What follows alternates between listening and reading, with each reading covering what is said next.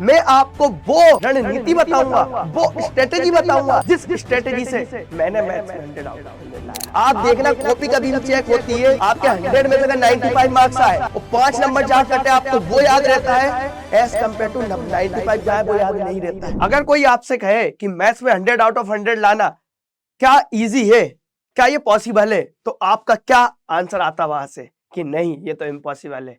और हाँ, ऐसे ही बहुत सारे सवाल मुझसे भी पूछे गए थे और मुझसे भी बोले गए थे कि मैथ्स में 100 आउट ऑफ 100 लाना एक इम्पॉसिबल चीज होती है। बट मैं उन सब चीजों को साइड में रख के, सब चीजों को हटाकर मैंने पूरी मेहनत करी और फाइनली मैथ्स में मैंने 100 आउट ऑफ 100 लाया। अब इसका रिजल्ट दिखाता हूं। सबसे पहले मैं मेरी कामयाबी दिखाऊंगा, फिर मैं तुम्हें इस वीडियो में यह बताऊंगा कि मैंने 100 में से 100 मार्क्स मैथ्स में कैसे लेके आया। सबसे पहले मैं आपको दिखा देता हूं मेरी मार्कशीट। ये रही मेरी मार्कशीट जहां पे आप सब देख सकते हो। बस इसमें मैंने क्या किया, सब चीज ब्लर कर दी। बस मेरा नाम दिख रहा है, मेरी फोटो दिख रही है आप सभी को। साथ में देखो मैथ्स में प्रैक्टिकल में पूरे मिले और 100 आउट ऑफ 100 थ्योरी में मिले और ओवरऑल मुझे 100 में से 100 मार्क्स मिले।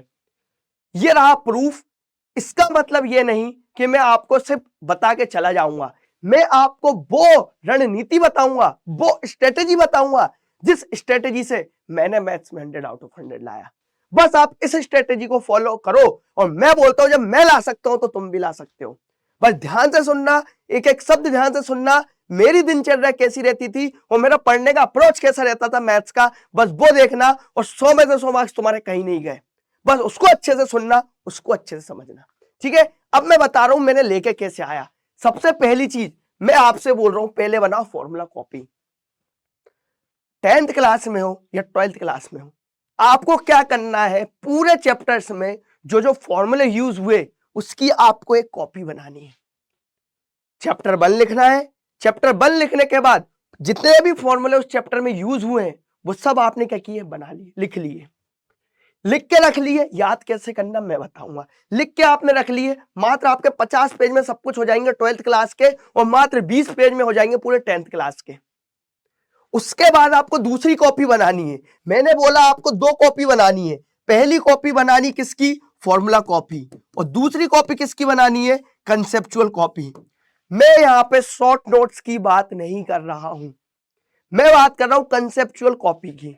आप फॉर्मूला कॉपी बना के साइड में रख दी, अब सेकंड आप उठाओगे कंसेप्चुअल कॉपी। मैं सिर्फ मैथ्स का बताऊंगा, बाकी और एग्जाम में आप स्कोर कर सकते हो। जैसे कि मेरे साइंस में 99 थे, 1 नंबर कट गया, लेकिन मैं सिर्फ मैथ्स की स्ट्रेटेजी बता रहा हूं, ठीक है ना, वो समझना। आपने बनाई कंसेप्चुअल कॉपी, बनाई। अब उस कंसेप्चुअल कॉपी में आप क्या लिखोगे, उसमें आप लिखोगे जो जो कंसेप्ट यूज हुए हैं। जैसे कि 10th क्लास का एग्जाम्पल लूं, मैं बात कर रहा हूं ट्रिग्नोमेट्री, तो साइन थीटा 3/4 होता है। इसमें कंसेप्ट ये लगा कि पी अपॉन एच लगा रहेगा। कंसेप्ट के साथ एक एग्जांपल डाल दिया मैंने नीचे। और यही 12th क्लास की बात करूं मैं, आपका कोई भी टॉपिक हो गया वेक्टर, वेक्टर में आपने देखा शॉर्ट डिस्टेंस के फॉर्मूले के लिए इसको मैं ए बोलता हूं, इसको बी बोलता हूं, ये इसका फॉर्मूला होता है और एक क्वेश्चन एग्जांपल के तौर पे लिख दिया। और छोटा एग्जांपल दूं, उससे सब समझ जाओगे। जैसे कि मैंने लिखा 2 + 2 = 4 होता है, ये मैंने कंसेप्चुअल कॉपी में लिखा कि इसको इसके साथ प्लस करूंगा 4 आएगा, और इसके नीचे बीच में मैंने एग्जांपल लिख दिया। मतलब a + b करोगे तो आपका ओवरऑल रिजल्ट आएगा, उसको आपने नीचे एक एग्जांपल लिख दिया। अब आप 10th और 12th के हिसाब से एग्जांपल लिख सकते हो। अब इसको लिखने के बाद याद कैसे करना वो समझ लो। मैं कभी फॉर्मूले मैंने आज तक याद नहीं किए, फॉर्मूले कितने ही हो मैंने कभी याद नहीं किए फॉर्मूले। मैंने सिर्फ एक ही काम किया है, उस फॉर्मूले का कॉपी में लिखा। आप सभी से अगर एक बात बोलूं, एक जो छोटा बच्चा होता है, स्कूल की प्रेयर कभी उसको याद रहती नहीं रहती है ना, नहीं रहती, रहती है। क्या वो फॉर्मूला जो प्रेयर होती क्या वो उसको रटता है, कभी रटने नहीं बैठता। छोटा बच्चा रहता है, वी से लोअर कम, हम होंगे आजाद, हम होंगे कामयाब, सब चीज उसको रटी होती, लेकिन उसको लिखना नहीं आता, कुछ नहीं आता, बस उसको रटा है। क्यों रटा है, क्योंकि रोज वो प्रेयर सुन रहा है, रोज सुन रहा है और रोज मुंह से बोल रहा है। और मैं यहीं पे बात करूं, आप भी कोई पूजा पाठ करते होगे भगवान की, कोई कुरान पढ़ते हो, कोई कुछ करता होगा, डजेंट मैटर। आप सुबह उठे, आरती करे, नमाज पढ़े, कुछ भी किया हो, गॉड के लिए एक प्रेयर हुई, वो पढ़ते हो, आप सिर्फ पढ़ते हो और ऑटोमेटिक याद हो जाती है। कभी आपने ये नहीं सोचा कि इसको मुझे रटना है। एग्जैक्टली फॉर्मूला कॉपी के साथ आप ये करोगे। जो बोलते ना गुरुजी डिफरेंशिएशन इंटीग्रेशन याद नहीं होता, ऐसे याद होगा। फॉर्मूला कॉपी बना ली, रोज सुबह उठना है, उठ के हाथ मुंह धो के उसको प्रणाम करना, कॉपी जो आई बस उसको पहली लाइन से आखिरी लाइन तक पढ़ना है। और ये दिमाग में नहीं रखना कि मुझे याद करना, कुछ नहीं, याद नहीं करना, पहली लाइन से आखिरी लाइन तक पढ़ना है और पलटते जाके बंद कर देना है। शाम को उठाना है, पहली लाइन से आखिरी लाइन तक पढ़ना, बात खत्म। एक हफ्ते में आप देखोगे इनडायरेक्टली वो आपको याद हो गया होगा, सिर्फ एक हफ्ते में। क्यों? ये मेरे साथ हुआ है। साथ में मैंने क्या लिखा, रिवाइज इन अ ड्रीम। अब अगर आपसे कोई बोले, अगर तुझे कोई चीज सपने में याद करनी है, क्या ये पॉसिबल है? आप बोलोगे नहीं, ये तो फूलिश थिंग है, इसका कोई स्वार्थ ही नहीं है, कोई मतलब की बात नहीं है। मैं बोल रहा हूं, आप सपने में तक रिवीजन करोगे। आप मेरे दोस्तों से पूछ लेना, आप मेरे परिवार वालों से पूछ लेना, उनने मुझसे ये टेक्निक सीखी कि सपनों में कैसे याद किए जाते हैं, टेक्निक सीखी उन्होंने और सपनों में उन्होंने याद किया है। इसका मतलब क्या है? आपको क्या करना है, जो भी दिन भर में पढ़ा है, जो भी सुबह से शाम तक पढ़ा है, उसको बस सोने के 5 मिनट पहले आंख बंद करके बिस्तर में पड़े होकर उसको देखना है कि मैंने क्या क्या पढ़ा था। और सुबह उठ के तुरंत तो नींद खुलती नहीं है, 5 मिनट तो आप देते हो। सुबह उठ के फिर आपने आंख बंद करी, अच्छा कल मैंने ये पढ़ा था, रिवाइज किया था। आप देखना विद इन 15 दिन के अंदर आप जो सोने से पहले 15 मिनट रिवाइज किया ना, 5 मिनट पहले, और उठने के 5 मिनट बाद किया, ऑटोमेटिकली आपको एक दिन यह एहसास होगा कि जो सोते टाइम 5 मिनट पहले याद किया था वो याद हो रहा है कि सपने में मैं याद कर रहा हूं। आपको ये लगेगी थोड़ी मजाक वाली चीज, लेकिन ये मजाक वाली चीज नहीं, मेरे साथ होता है। मैं पूरे दिन भर में कंसेप्ट पढ़ता हूं, उसको याद में मेरे सपने में करता हूं। और मैंने एक दो दोस्तों को सिखाया है, पहले वो भी मुझसे बोलते थे नहीं ये क्या फालतू बकवास कर रहा है, लेकिन एक बार ट्राई करके देखो ना, ऐसा हो तब मुझसे आके बोलना। एक बार ट्राई करके देखो, बोलने पर ट्राई करके देखो, रिजल्ट मैंने दिखाया 100 में से तो कैसे आए थे। ठीक है ना? आगे और बात बता रहा हूं, क्या इंपॉर्टेंट चीज वो सुनना।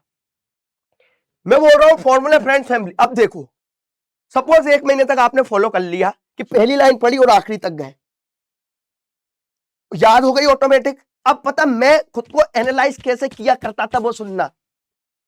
ये रही मेरी फॉर्मूला कॉपी, कहां गई?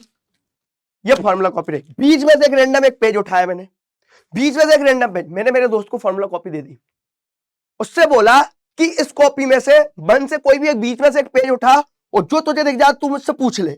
मुझे खोल के दिखा कि सेंट्रोइड ऑफ अ ट्राइंगल क्या होता है, उसने मुझसे ये पूछा, पढ़ तो हो सकता ना, फिर मैं उसको आंसर देता था, फिर बोलता था फिर उसको बंद कर, फिर उसको खोल, फिर एक दिन पूछता था वो। लेकिन इसका मैंने एक डे फिक्स करके रखा था, वो डे था मेरा कौन सा? फ्राइडे। वो डे था मेरा फ्राइडे। फ्राइडे को मैं उसको बोलता था फॉर्मूला डे, फॉर्मूला डे बोला करता था। दोस्त मिल जाते थे तो मैं दोस्त से बोलता था, पापा मिल जाते थे पापा से बोलता था, रैंडमली कोई मिल जाता था मैं उससे बोलता था। वो क्या करता था, कॉपी उठाता था, रैंडम क्वेश्चन पूछता था और नहीं बनता था तो मैं उनसे बोलता था मुझे स्केल मारो, या खुद को मैं अपने आप को पनिशमेंट दे लेता था। और एक बात याद रखना, जो चीज एक बार आपके किसी के सामने नहीं बनी ना, वो दिमाग के अंदर सेट रहती है कि यहां पे मैं भूला था, यहां पे मैं से चीजें मिस हुई थी। आप देखना कॉपी कभी भी चेक होती है, आपके 100 में से अगर 95 मार्क्स आए और 5 नंबर जहां कटे आपको वो याद रहता है, एज कंपेयर टू 95 जहां वो याद नहीं रहता है। जो अटकते हो, जो गलत करते हो, वो चीज याद रहती। तो फॉर्मूला डे से क्या होता था, मेरे को फॉर्मूले याद हो जाते थे। अब आगे और सुनना, 2 चीज बता दी मैंने, और तीसरी चीज सुनना। अब मैं बात कर रहा हूं एग्जाम पैटर्न एंड वेटेज। पढ़ाई करने से पहले मैं क्या करता था, जो एग्जाम का पैटर्न है, 2 मार्क्स से क्वेश्चन, 3 मार्क्स क्वेश्चन, 5 मार्क्स से क्वेश्चन, इस वाले चैप्टर में से 10 मार्क्स का आएगा, इसमें से 2 मार्क्स का आएगा, ये चीजें मैं देखा करता था और उसको मैं मेरे स्टडी टेबल पे लगाया करता था। मेरे पास स्टडी टेबल नहीं था, मैं तो चटाई पे नीचे बैठ कर पढ़ा करता था। एक रूम रहता था, वहीं मम्मी सो रही, वहीं पापा सो रहे, और वहीं की जगह मुझे पढ़ना पड़ता था। और जो आपने चिमनी वाली बात सुनी ना, जनरली मैं उस चिमनी वाले घर से आया हूं। आज सब कुछ है, लेकिन मैं उस चिमनी वाले घर से आया हूं। जब मैं पढ़ाई करता था तो वो चिमनी के सामने पढ़ा मैंने, उसमें केरोसिन का तेल डाल के पढ़ा हूं। झोपड़ी रहती थी, चारों वहीं सो रहे हैं, उसमें से पढ़ता था मैं। आपका स्टडी टेबल है ना, वहां पेस्ट कर लेना। या मैं स्टोरी नहीं सुनाना है, कैसे याद किया वो बता रहा हूं। इन चीज को आप अपने स्टडी टेबल पे लिख लेना, या आपने एक चार्ट बना लिया। ये मैंने बोल दिया डिटरमिनेंट चैप्टर से 5 नंबर का आ रहा है, सपोज ट्रिग्नोमेट्री से आ रहा आपका 8 नंबर का आ रहा। ये पूरा पैटर्न आपका इसमें बना हुआ होना चाहिए। उसको आपने टेबल के ऊपर चिपका लिया, जब भी आप पढ़ने जाओगे ना, वहां से स्ट्राइक क्या करेगा पता है? ट्रिग्नोमेट्री पढ़ा, अरे 8 नंबर का है, पढ़ लेता हूँ, 8 नंबर तो हो जाएंगे। वो पढ़ने के बाद एक चीज याद रखना, अगर आपने 8 मार्क्स का पढ़ लिया, अब आपको 100 में से 92 का पढ़ना, ऐसे देखा करो। अब सिर्फ मुझे 92 मार्क्स का पढ़ना है, क्योंकि 8 मार्क्स मैंने पढ़ के खत्म कर दिया है। मैंने क्या बोला, इसको आपको स्टडी टेबल में पेस्ट करना है, एग्जाम पैटर्न और वेटेज। आगे सुनना, बहुत काम की चीज देने वाला हूं, उसी को दूंगा जो आखिरी तक चलेगा। स्टार्टिंग में थोड़ा पैटर्न बताया, आखिरी में हैक्स बताऊंगा। कोई बीच में छोड़ के चले गया, उसके 100 नहीं आएंगे, आगे की चीजें सुन के 100 आएंगे। अब आगे देखो, मैंने बोला फॉलो 70 90 100 रूल। अब आप सभी ने सुना है एक चक्रव्यूह होता है, चक्रव्यूह में घुसना आसान है, निकलना मुश्किल है। कोई भी सब्जेक्ट आपका एक चक्रव्यूह है, 100% सिलेबस है, आप क्या करते हो, पूरा लेकर चलूंगा तब जाके मेरे 100 नंबर आएंगे, नहीं, ये गलत बात है। पूरा लेकर चलूंगा जब 100 आएंगे, नहीं, आपको पूरा लेकर चलना ही नहीं है। पूरे चक्रव्यूह में घुसोगे आप बाहर नहीं निकल पाओगे। बाहर निकलने का रास्ता पहले से पता होना चाहिए। अब वो कैसे पता होना चाहिए वो सुनना। आपको फॉलो करना है 70 90 और 100 रूल। आपका जो भी सिलेबस है उसमें से आप कुछ ऐसे चैप्टर निकालो, ऐसे टॉपिक निकालो जिससे बस आप 70 मार्क्स लेके आ सकते हो। सपोज आपके टोटल चैप्टर है 15 और 8 चैप्टर मैंने ऐसे निकाली जिससे मेरे 70 मार्क्स आ जाएंगे, तो मैं 15 में से ओनली 8 चैप्टर पढ़ूंगा, बस बाकी सब चीज को छोड़ दूंगा। 8 चैप्टर पढ़ के मैं 70 नंबर मेरे पहले फिक्स कर लूंगा। 70 आ गए, अब 70 मेरे को पता मैथ्स में मैं 70 नंबर ला पा रहा हूं, इन 6 चैप्टर से ला पा रहा हूं। बस उन्हीं को मैंने याद किया, उन्हीं के मैंने प्रीवियस ईयर क्वेश्चन लगाए, उन्हीं को मैंने सैंपल पेपर लगाए, उन्हीं को मैं दिन रात रिवाइज करता गया। पूरी क्लास मुझसे आगे चल रही थी, मुझे डर था क्या मैं गलत तो नहीं कर रहा हूं। खुद पे मुझे शक होता था कि पूरी क्लास का पूरा सिलेबस हो गया लेकिन मेरा सिर्फ 70% हुआ। लेकिन जब प्री बोर्ड का रिजल्ट आया तब मुझे पता चला कि 70% जो मैंने पढ़ के गया था और मेरे मार्क्स उस प्री बोर्ड में 70 जितना मैंने पढ़ के आया था उसका आधा नंबर भी नहीं कटा मेरा। फिर मैंने ये नहीं देखा मेरी फर्स्ट रैंक लगी सेकंड रैंक लगी, नहीं, मैंने ये देखा मैंने जो 70% पढ़ा था उसमें से पेपर आ रहा था, मैं उसमें नंबर कितने ला पा रहा हूं, 70 में से 70 ला पा रहा था। क्योंकि उन्होंने समुद्र कवर करने की कोशिश करी, मैंने सिर्फ 70% लाने की कोशिश करी। 70% लाना, 15 में से 8 चैप्टर पढ़ना इजी है, 15 की 15 पढ़ना टफ है, मैंने 8 पढ़ के 70 ले आया।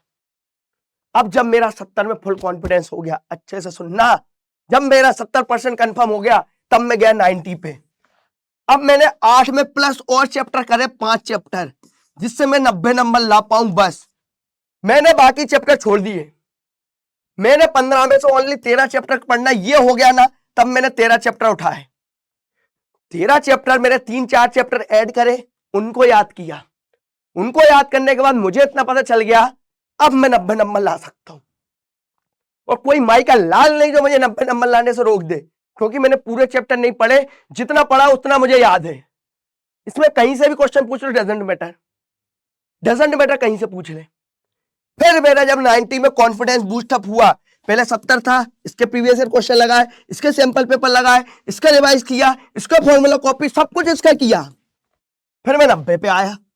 यहां सेम चीजें करी, यहां पे जब कॉन्फिडेंस आ गया, यहां पे कॉन्फिडेंस आ गया, तब मैं गया 100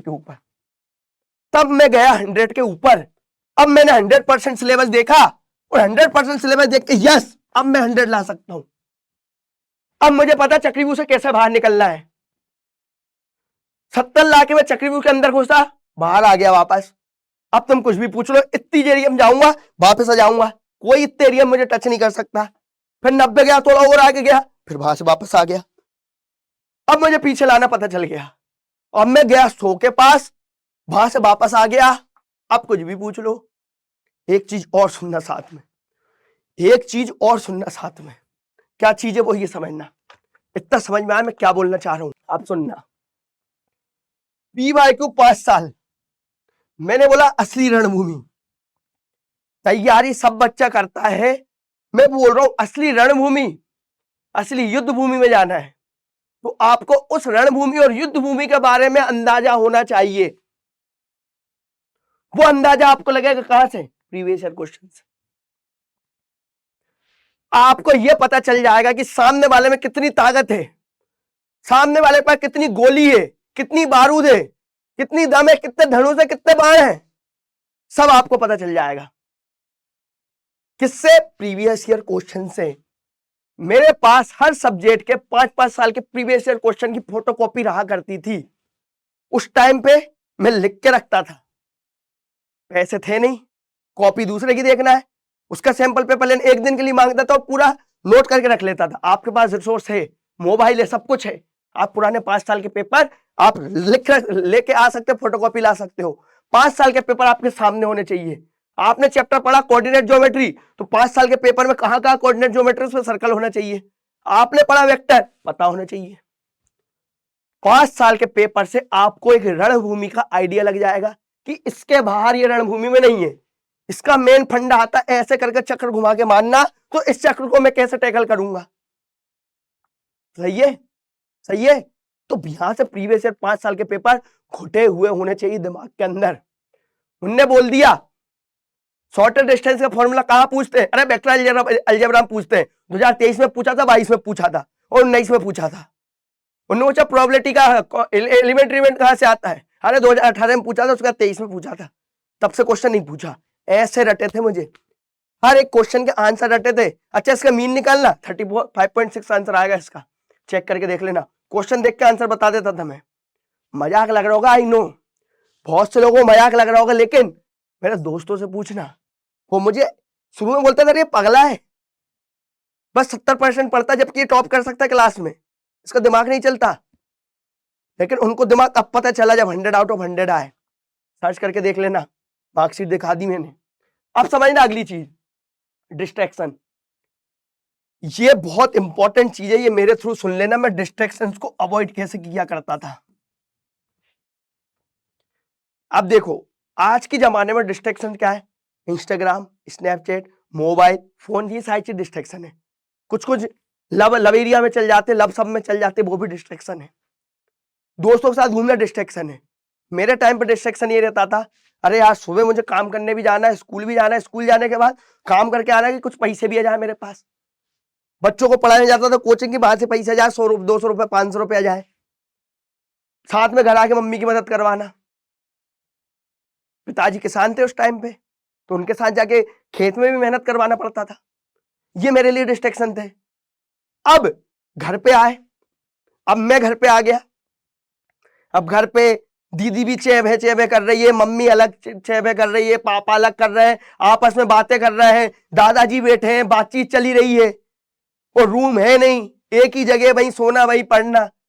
मेरा माइंड बिल्कुल एक स्टक था, बिल्कुल स्टक था, सामने स्टक था कि इसको कैसे पढ़ना है। कोई कुछ बोले मुझे समझ में नहीं आता था। मैं जब पढ़ने बैठ जाता, आज भी मेरी आदत है, मेरे सामने तुम डीजे बजा दो, बक्से बजा दो, आइंस्टीन ने सही बात बोली, कुछ भी बोलो, सही बात बोली, आपका जब कंसंट्रेशन होता ना, आपको साइड की चीजें नहीं सुनाई देती है। मैं पढ़ता हूं, अगर मैं मोबाइल चला रहा हूं तो मुझे यह पता नहीं चलता सामने वाला क्या बोल रहा है, क्योंकि 100% मोबाइल में पढ़ रहा हूं, तो 100% पढ़ाई में। अगली चीज सुनना, मैं बोल रहा हूं test series, timely solve test series करना है। मैंने बोला मतलब क्या? मैंने उठाया 2023 का पेपर, 3 घंटे में इसको सॉल्व करना पड़ता था, मैं लेता था 2 घंटे सॉल्व करने में, और 2 घंटे में ऊपर वाला क्वेश्चन भी करता था और वाला नीचे वाला भी करता था। इससे मेरी स्पीड बढ़ी, इससे मेरा टाइम मैनेजमेंट बढ़ा, और जितने क्वेश्चन छूटते थे उतनी स्केल खाता था मैं, चाहे पापा मारे, चाहे मम्मी मारे, चाहे उठक बैठक लगाऊं, कुछ करूं, मैं टेस्ट सीरीज को सॉल्व करता था। 2023 का पेपर उठा लिया, 3 घंटे में सॉल्व करना पड़ता था, मैं 2 घंटे में सॉल्व करता था, ऊपर वाला भी नीचे वाला क्वेश्चन भी। ऐसे में इसको टाइमली डिवाइड करता था, टाइमर लगा के, टाइमर लगा के। ठीक है, अगला सुनना, यहीं से आपको अपनी तलवार की धार पता चलेगी कि मैं कितने गड्ढे के पानी में हूं।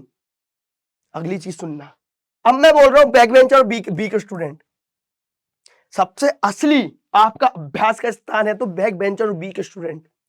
इसका मतलब यह है, बैक बेंचर वाले बच्चे ना, आप एक चीज अगर किसी को समझाते हो ना, एक चीज किसी को समझाते हो तो आपको वो जल्दी याद हो जाती। मैं पकड़ता था बैक बेंचर्स को, जो कमजोर स्टूडेंट रहते थे, इनको पकड़ता था, इनको बैठाता था, ले जा बेटा, ले तुझे ये वाला क्वेश्चन सोल्व करना सिखाऊं, ये वाला चैप्टर तुझे समझाऊं।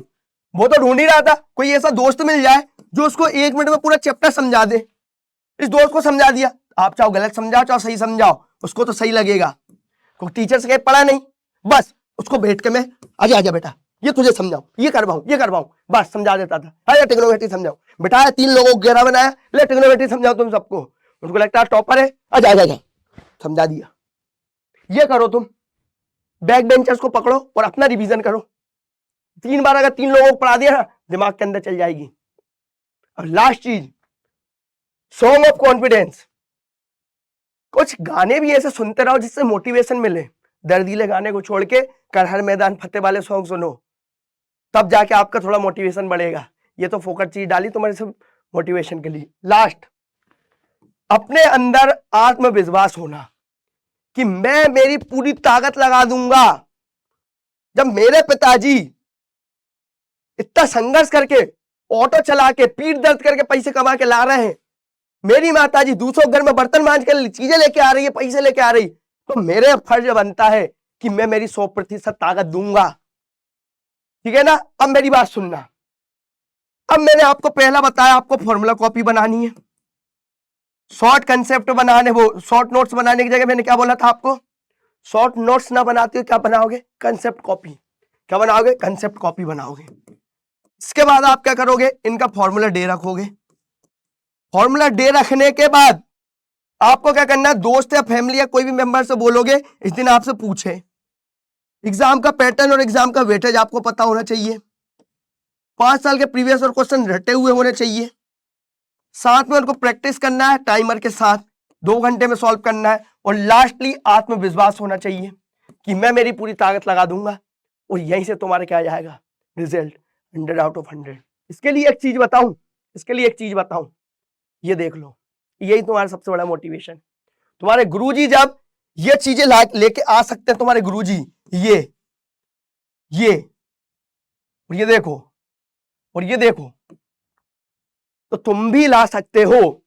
अब बस मैं तभी मिलूंगा तुम्हें जब तुम पूरे में से पूरे लाओ और ये चीज को फॉलो करो और पूरे ला के बोलो गुरुजी देखो हम भी कर सकते हैं, आप अकेले नहीं हो इस दुनिया में जो पूरे में से पूरे ला सकते हो। आप भी मध्य प्रदेश के हो, हम भी मध्य प्रदेश के, आप 100 में से 100 ला सकते हो। देखो तुम्हारा चेला, तुम्हारा स्टूडेंट भी ला सकता है 100 में से 100। बस अब मैं अगली मुलाकात करूंगा तुमसे, 100 में से 100 आएंगे, मैं बोलूंगा हाँ तुम में दम थी, तुम इस देश को बदल सकते हो। देश को नहीं बदलना, खुद को बदलना। तुम परिवार की स्थिति बदल सकते हो। जो पापा रिक्शा चला रहे थे, पापा को रिक्शा नहीं चलाते हो, घर में बैठा सकते हो। बस मैं वो दिन का वेट करूंगा। All the very best, prepare well. और आपको इसमें तो जो पॉइंट अच्छा लगा हो कमेंट करके जरूर बताना, गुरुजी ये वाली बात बहुत अच्छी लगी। मिलता हूं बाद में, ऐसी और अच्छी चीजें लेके आऊंगा। Stay tune, bye bye.